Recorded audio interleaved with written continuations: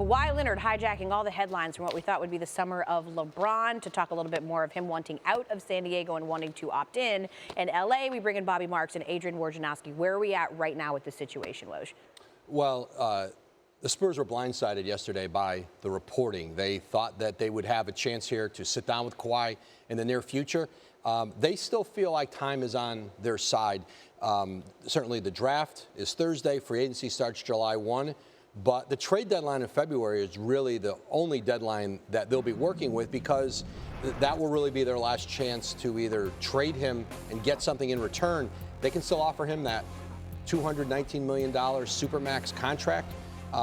They're not just running into a trade scenario here.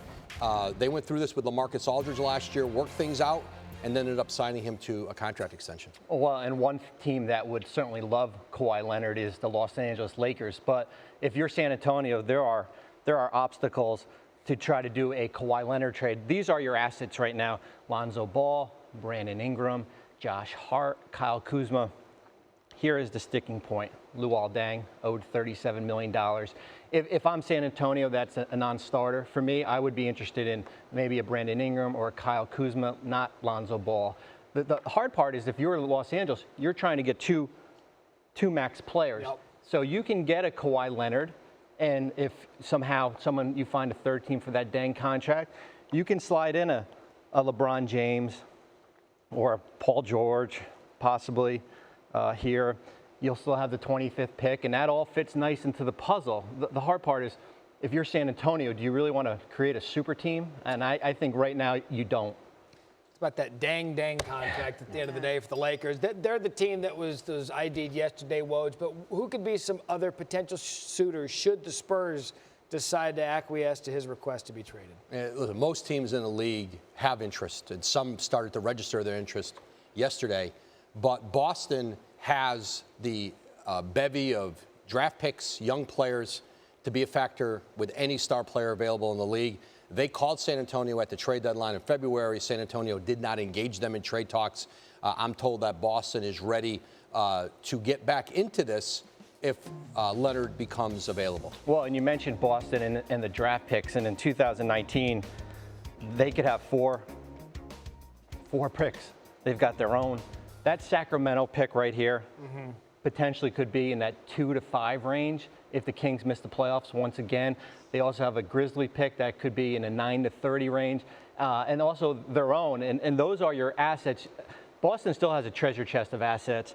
And if you include a player like Jaylen Brown, that's something that I think if you're R.C. Buford in San Antonio, that makes it appealing. The hard part is, how do you put together a deal? Leonard is owed $20 million. You've got to get to about $17 million. And the likelihood you'd have to put in Terry Rozier, Marcus Morris, along with Brown, and maybe some fillers. And if I'm Danny Ainge, I'm not including Jason Tatum. That is that's non-negotiable for me.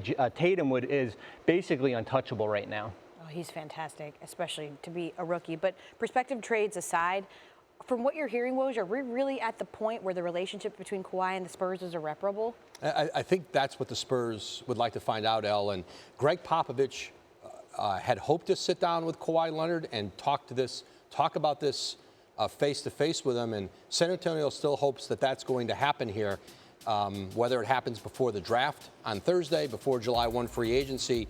The Spurs want to continue to build their franchise around Kawhi Leonard, and that starts with a conversation between Pop and Leonard. What we know about the NBA, once the regular season is over and we get to the draft and then free agency, they dominate a news cycle perhaps like any other. And LeBron James, we thought was going to be front and center. Kawhi Leonard has that. Gentlemen, you'll be with us all morning here on SportsCenter.